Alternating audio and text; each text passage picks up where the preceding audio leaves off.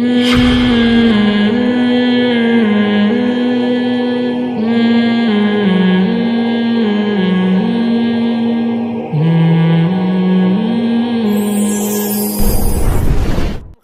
کو جس سے بغض ہوتا ہے وہ کہیں نہ کہیں سے کچھ نہ کچھ نکال کے لاتا رہتا ہے. کچھ علمی اشکالات ہوتے ہیں, بعض دفعہ وہ ہوتے بظاہر بڑے جاندار ہیں, اس میں لوگ کیا لیبل لگاتے ہیں خوب سمجھ لیں. یہ تو بات کر رہا ہوں, یہ سب سے زیادہ پوائنٹ کی بات ہے. کچھ دن پہلے میں نے ایک مسئلہ بیان کیا کہ لوگوں کو آج کل فقہ پہ فقہا پہ اعتماد نہیں ہے.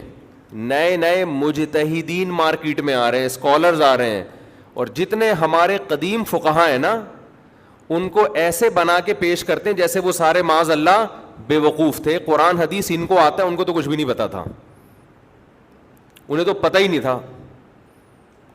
اس کی میں نے ایک مثال دی تھی کہ ایک میاں بیوی میں نکاح ہوا اور آپس میں ملاپ نہیں ہوا. وہ ایک امریکہ میں ہے اور ایک پاکستان میں. بچہ پیدا ہو گیا جی 2-4 سال کے بعد. تو صحیح ہے, بخاری کی حدیث ہے, الولد للفراش, بچہ اس کا ہوگا جس کے بستر پہ بولو پیدا ہوا ہے, جس کی بیوی کے ہاں بچہ ہوا ہے اس کا ہوگا. یہ بخاری کی حدیث ہے. اور جو زانی ہے, جس نے زنا کیا اس عورت کے ساتھ, وہ محروم ہوگا, اس کی طرف بچے کی نسبت نہیں ہوگی. تو ایک صاحب نے مجھ پہ اعتراض کیا, پوری پوسٹ چلائی ہے پوری ڈیٹیل کے ساتھ, پوسٹ یہ چلائی پورے لکھا آپ تفصیل سے نا کہ مفتی صاحب اپنے مسلک کا دفاع کر رہے ہیں. اچھا, آج کل جس کو بھی ٹھڑک پوری کرنی ہوتی ہے نا مخالفت کی, اگر اس کی مرضی کے خلاف مسئلہ ہوگا نا تو فوراً پتہ کیا الزام لگائے گا, یہ فقہ حنفی کی یا اپنے مسلک کو ڈیفینڈ کر رہے ہیں. حالانکہ سامنے والا اپنے مسلک کی حمایت کر رہا ہوگا, مقصد اس کا اپنے مسلک کو بچانا ہے کیونکہ زد پڑ رہی ہے نا. تو بجائے اس کے کہ یہ کہے کہ یہ فقہا کو ڈیفینڈ کر رہے ہیں, یہ امت کے جتنے بزرگان دین گزرے ہیں جو جن کو بڑے بڑے مجتہد سمجھا جاتا ہے, جن کو پوری امت مانتی ہے, ان کا دفاع کر رہے ہیں, تو اس کے بجائے الفاظ کیا استعمال کیے جاتے ہیں, اپنے مسلک کا دفاع. اس کی مثال ہے جی ٹی وی میں میرا انٹرویو تھا, انہوں نے مجھ سے کہا کہ فقہ حنفی میں 3 طلاقیں 3 سمجھی جاتی ہیں, قرآن حدیث کیا کہتا ہے؟ میں نے کہا یہ آپ کی تعبیر غلط ہے. قرآن حدیث اور تمام صحابہ 3 کو 3 سمجھتے ہیں, اس لیے فقہ حنفی میں 3 کتنی ہے؟ بولتے کیوں نہیں 3. یہ لوگ فقہ حنفی کو یا شافی کو قرآن حدیث کے مقابلے میں لا کے کھڑا کرتے ہیں اور اپنی رائے کو کہتے ہیں کہ ہم قرآن حدیث پیش کر رہے ہیں. وہ سارے فقہا, امام شافی, امام احمد, وہ سارے معاذ اللہ انہیں تو پتہ ہی نہیں تھا, ان کو پتہ ہے. تو میں نے کہا کہ محترم یہ جو آپ نے سوال کیا نا اس کو کیا کر لیں, سوال کا انداز کیا کر لیں, ٹھیک کر لیں. سارے صحابہ 3 کو کتنا کہتے تھے؟ حضرت علی, حضرت عثمان, حضرت عمر. کوئی ایک سے بھی ضعیف سند سے آپ نہیں, ضعیف سند کہہ رہا ہوں میں, صحیح تو دور کی بات, کہ جنہوں نے ایک مجلس کی 3 کو کیا کہا ہو, ایک کہا ہو, ایک بھی نہیں ملتا. اسی وجہ سے ابو حنیفہ نے بھی 3 کو 3 کہا. تو میں اس لیے بار بار کہتا ہوں آج کل مسلکوں کے ناموں پہ نہ جاؤ, ناموں پہ. نام بڑے خاندانی ہیں, کسی نے سلفی نام, کسی نے اہل حدیث نام, کسی نے جماعت المسلمین نام, کسی نے کچھ بھی نام. میں نہیں کہہ رہا کہ یہ سارے گمراہ ہیں, آپ ان کو صحیح سمجھیں, نام کی وجہ سے نہیں کہ سلفی نام رکھ لیا تو اسلاف کو فالو کرے گا. سلفی نام رکھ کے سلف کو فالو نہیں کر رہا ہوں. سلف کی مخالفت کو سلفیت بعض جگہوں پہ کہا جاتا ہے. ایک نہیں ماننا سلف کا قول. یہ کس سلف میں سے کس کا قول ہے کہ 3 طلاقیں ایک ہوتی ہیں؟ لیکن اکثر سلفی کیا کہہ رہے ہوتے ہیں, 3 کتنی ہوتی ہیں, ایک. حالانکہ سلف میں سے یہ کسی کا بھی قول نہیں ہے. کتنے اہل حدیث ایسے ہیں جگہ جگہ حدیث کی مخالفت کر رہے ہیں. جیسے یہ بخاری کی حدیث ہے نا کہ بچہ کس کا ہوگا, جس کے بستر پہ پیدا ہوا.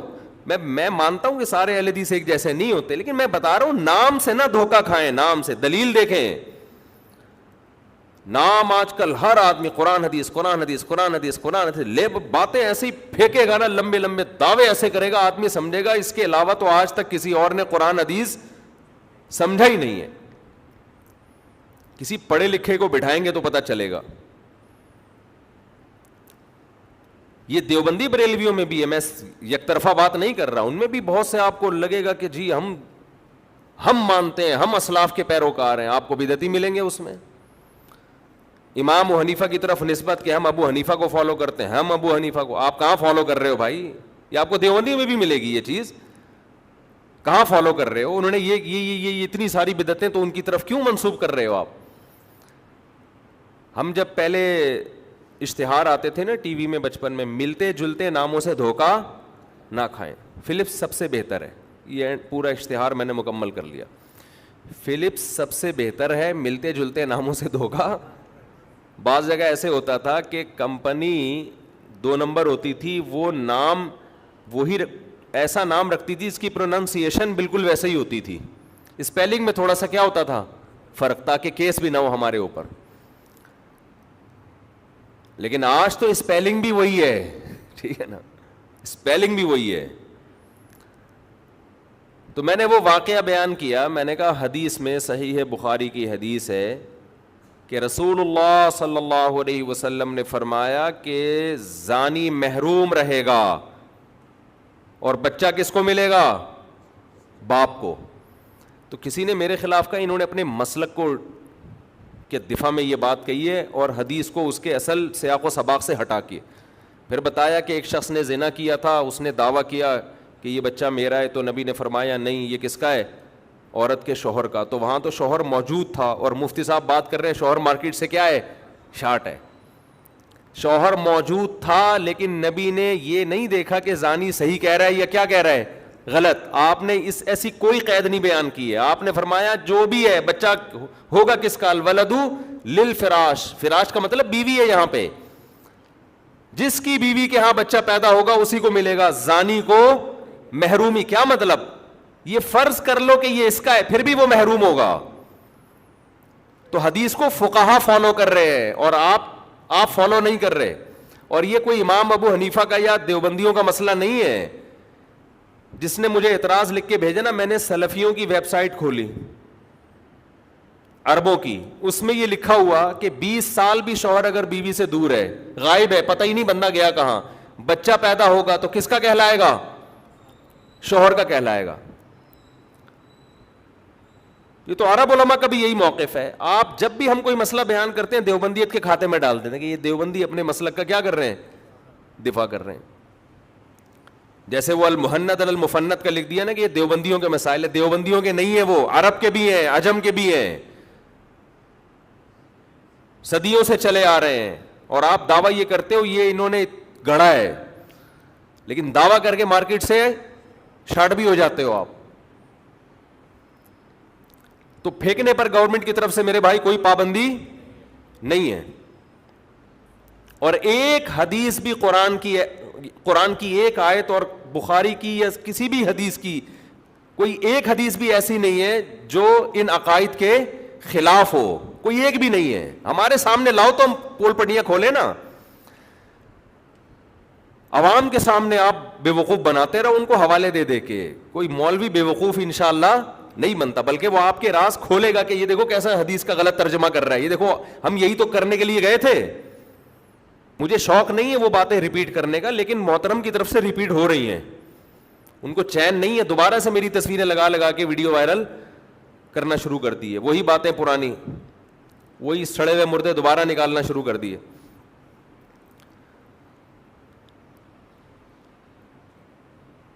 تو اس کی وجہ یہی ہے کہ یہ جو بچہ ملے گا نا باپ ہی کا کہلائے گا. اس کی وجہ کیا ہے کہ بچے کی نفی کرنے کا حق کس کو دیا ہے شریعت نے؟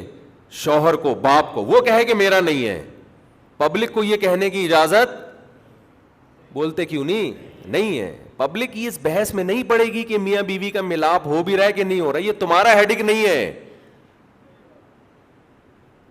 اس میں بچے کی حفاظت کی گئی ہے تاکہ وہ باپ سے محروم نہ ہو.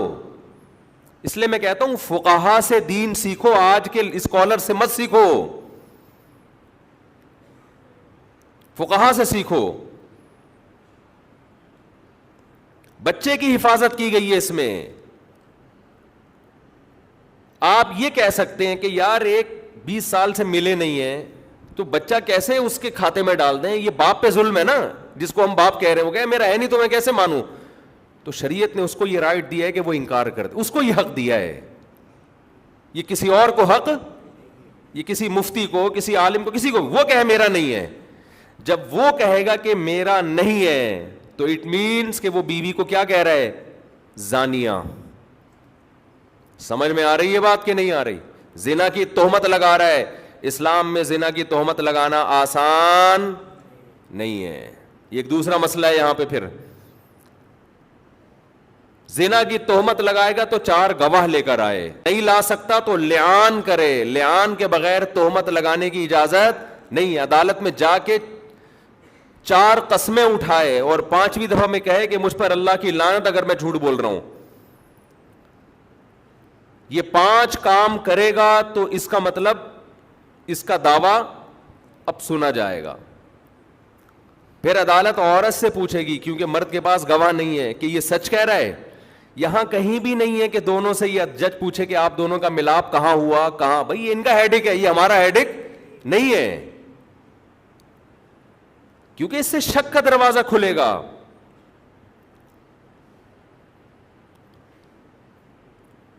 تو پھر اسلام کس سے, جج کس سے پوچھے گا؟ عورت سے. تمہارے شوہر نے یہ الزام لگایا, تم مانتی ہو, وہ 4 قسمیں اٹھائے گی کہ میرا شوہر نے یہ الزام لگایا, اس میں یہ جھوٹا ہے. اگر مان لیتی ہے تو رجم کیا جائے گا اس کو, نہیں مانتی تو کیا 4 قسمیں اٹھائے گی. 5ویں دفعہ میں کہے گی مجھ پر اللہ کا غضب اگر میرا شوہر سچا ہے. یہ 5 دفعہ کہے گی تو اس سے عذاب کیا ہو جائے گا. قرآن کہہ رہا ہے وَيَدْرَأُ عَنْهَا الْعَذَابَ.